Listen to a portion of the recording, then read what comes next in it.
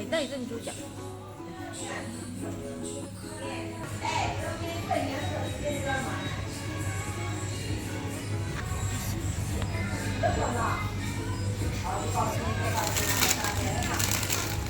花生，花生的吧？那天吃了芝麻，现在买花生的。要不要吃？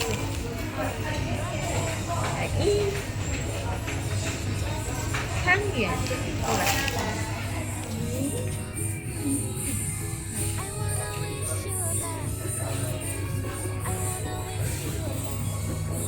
接下来见。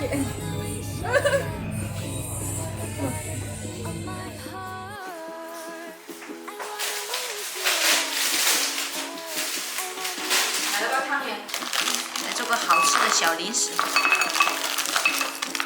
再准备一点面包糠，再打2个鸡蛋，鸡蛋把它打散，放一旁备用。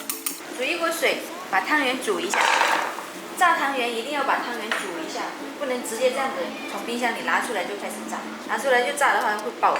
稍微煮一下就可以了，也不能全部煮熟，煮熟了等下太软拿不起来。我这里大概煮了1分钟，已经可以了，把它捞出来过一下凉水。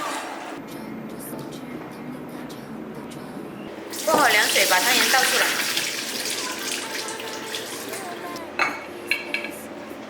下面烧一点油，再把汤圆沾上鸡蛋液。再裹上面包糠，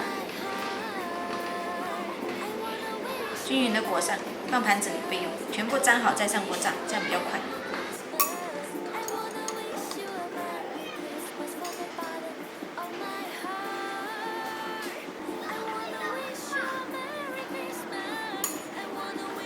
全部粘好面包糠，油温5成热，下汤圆，再去炸30秒就差不多，炸太久也会裂开。炸汤圆就做好了，外酥里软，金黄酥脆，比煮的还好吃，还流心。你们想吃吗？想吃记得关注我哦。